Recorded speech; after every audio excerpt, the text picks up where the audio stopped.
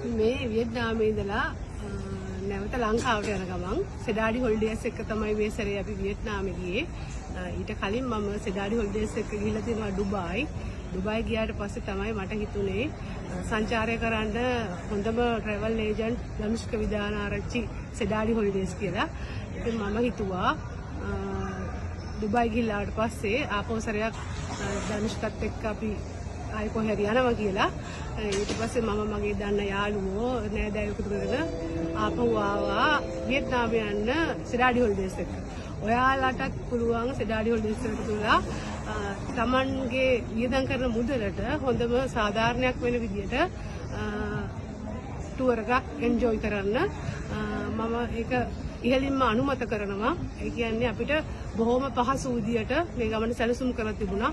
ගොඩක්ම ස්තුතියි සෙඩාඩි හොලිඩේස් සහ ධනුෂ්ක විදානාරච්චිට. Thank you.